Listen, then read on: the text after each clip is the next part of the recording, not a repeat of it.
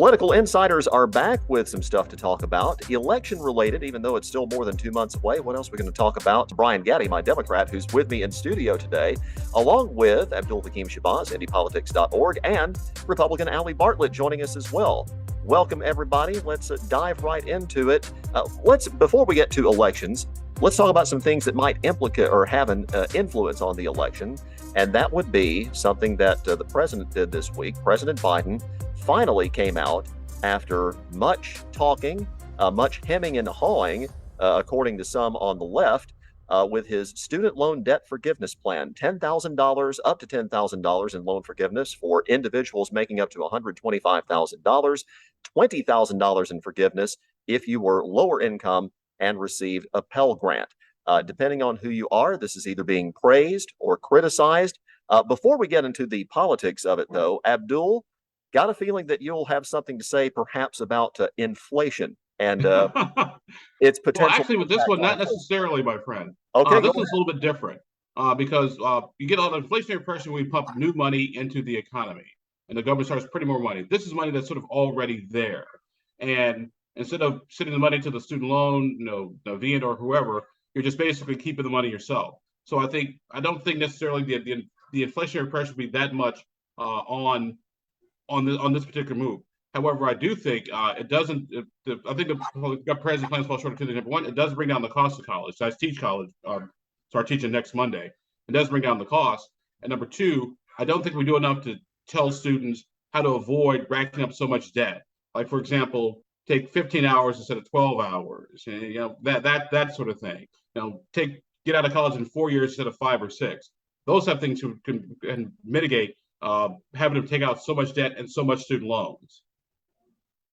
Ali, some of the criticism from Republicans has been that this isn't fair to people who may have paid off their student loans already or who didn't incur student loan debt while they were in college.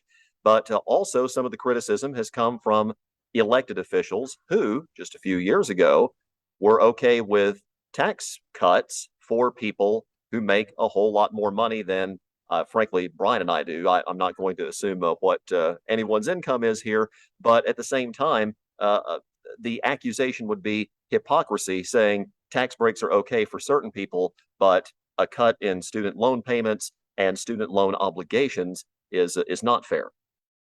Yeah, so let me start with the first part there. I can't say that I've heard this, from a more diverse audience than the feedback I've heard about this student loan action by President Biden. I've heard this from Democrat friends, Republican friends, people who've paid off their loans, people who benefited from this.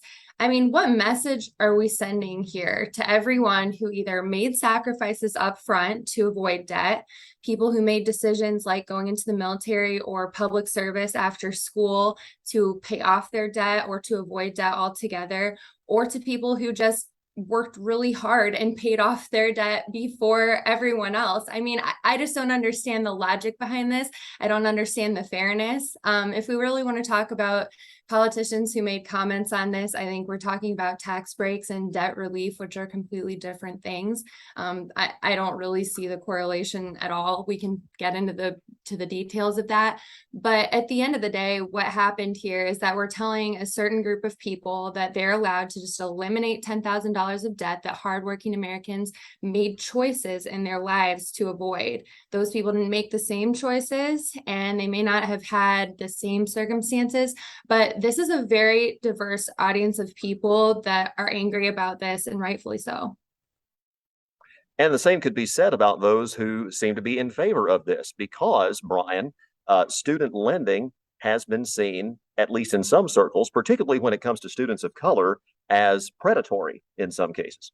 Absolutely. So many students of color have to take out loans in order to be able to go to college or grad school or law school or business school. And the fact is that a lot of students of color are in debt because of that. And I really believe President Biden just did a courageous move. I mean, this is politically courageous. I know that he's getting blowback from not just people in our party, but especially the Republicans, which I find completely disingenuous. You Republicans don't seem to have a problem when millionaires and billionaires are getting tax cuts and tax breaks. But all of a sudden, when working class and middle class young people are getting debt, being alleviated from the debt burden. It's keeping many of them from starting families, starting homes. All of a sudden, oh my goodness, the world's coming to an end. It's just hypocrisy, and you Republicans really need to just quit with the being disingenuous here. This is really going to have an effect of helping so many young people get their lives back from a financial standpoint. And for those people who paid off their debts, I mean, that's great. But what about those people who are struggling under a mountain of debt? I think President Biden heard those voters, and he heard the pain that and felt their pain. And I'm glad he stepped up and did what he did. It was a very courageous political move by President Biden, and I applaud him for it, no doubt about it. Well, if I may follow up with that, if it were so politically courageous, Brian, why did it take him so long to come up with this policy? Because this was a campaign promise, and yet we didn't have this policy until 70 days or thereabouts before a midterm election, in which it looked like Democrats were not going to do too well.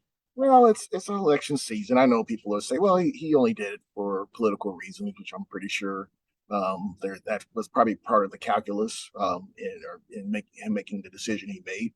But the fact is, he made the decision, and I think that him making that decision is very politically courageous. And knowing that he was going to get blowback for it, he still did it anyway. Just the fact that so many working class and middle class families have been their debt has been alleviated, and the debt has been lessened because of this. I just think really President Biden should be applauded for this move, no doubt about it. Well, let's talk about the potential electoral implications, not just of this, but of everything else going on. Since elections are going to be here before we know it, Abdul, I know you had a conversation with our political scientist friend Andy Downs at Purdue Fort Wayne this week about the outlook, both statewide and locally. Don't know how much the student loan decision is going to have as an impact as an individual issue, but Democrats, whether at the state level or at the national level, seem a lot more optimistic now based on the Dobbs decision on abortion by the Supreme Court than they did just a few months ago. Now, I actually think the Dobbs decision will have the sort of the biggest impact on these midterm elections. Democrats are actually they won in I want to say New York Congressional Special District number 19, I think is a district number where Democrats won. That's sort of a barometer for what happens. Barack Obama won it, Donald Trump won it, Joe Biden won it. So that's sort of been a barometer district to keep an eye on. Also, when you throw in the fact, you have Kansas out there, you also have Democrats kind of closing some of those margins. Republicans are sort of having to scramble a little bit. So I think the Dobbs decision will have more impact. Now here in Indiana, perhaps not so much maybe in some of those suburban districts, Hamilton, Boone County, Dobbs will come into play, and also may come into play in the Secretary of State's race in a weird way, because Destiny Wells has actually been reaching out to Republicans who are upset at the Republican Party over their abortion moves. Allie, what are Republicans thinking right now? I saw Abdul had another story about some polling that was done in State Senator Kyle Walker's district. To refresh people's memory, Senator Walker took one of the more moderate positions on restricting abortion in Indiana during the most recent special session, even though what ended up passing was much more strict than what he favored. And it seems that he is in a tight race with a Democrat that, frankly, not a lot of people have heard of, not even those of us who follow politics quite a bit right now. What are Republicans thinking about the midterms right now, and what message are you trying to send at a time when, at least nationally, there seems to be some momentum toward the Democrats? Well, first and foremost, Kyle Walker's district has always been one that could be, a competitive district in some way. So that one isn't, the most representative of the whole state. I understand why, the spotlight would be on that race, but I do want to point out that that's a competitive race no matter what. As far as what everything looks like going into the midterms, I actually think that student loan forgiveness was very good for Republicans. It gives us some momentum when we just came off the tough abortion issue.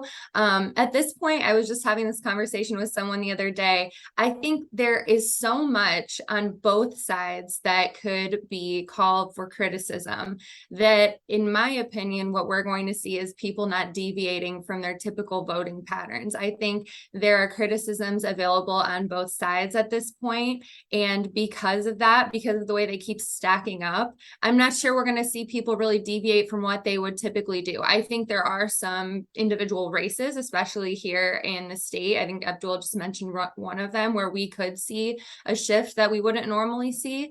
But aside from that, I'm not of the opinion that we're going to see a lot change in people's typical voting habits. Do I think we're going to see something of a red wave at the national level? I do. But do I think that people's day-to-day voting habits in a smaller scale in the state of Indiana are going to change? I don't think so. All right, Brian, red wave nationally. I guess Allie called it there. The red wave is fizzled out, Allie. Sorry. The polls show it. If you look nationally, the enthusiasm gap is closed between us Democrats and you all on the GOP side. We're really fired up about this election as Democrats because look at what happened with the Dobbs decision. A woman's right to choose has been stripped away from American women all across the United States. And we Democrats are really enthusiastic about this election. So then you also look at the fundraising numbers. I mean, in many respects, we are outraising you all when it comes to fundraising. There's several states, especially in the U.S. Senate races, like I'll just give you an example, Pennsylvania. Your party is pulled out of those races. Our candidate, Mr. Tom McDermott, is doing well here in Indiana. So overall, I really like the way we're doing as Democrats in this election. I think we're going to hold the Senate. We're going to even gain seats in the Senate. I think we're going to hold the House. I think we're going to defy history. I think often the party in power, which obviously is us because we've got the White House, President Biden, but the party in power usually loses seats in the first midterm election of the president. Well, we're going to defy history. We're going to not only keep the Senate, we're going to gain Senate seats, and we're going to also hold the House.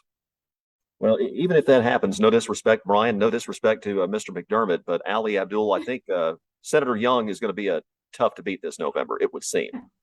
Yeah, I think the odds are in Todd Young's favor. I like Tom McDermott; he's a good friend, but I think the dynamics of Indiana favor Tom McDermott. One thing we are going to do some polling in politics probably the end of September, so we have a much better idea of what the lay of the land is going to look like. We're going to poll the U.S. Senate race, Secretary of State's race, and the Marion County Prosecutor's race. So that's for the end of September. For results to be released in early October. So we'll see, my friend. We'll see. All right, we shall. And we will talk again very soon to our insiders, Brian Gaddy, Abdul Hakim Shabazz, Ali Bartlett. Thanks, y'all. Appreciate it.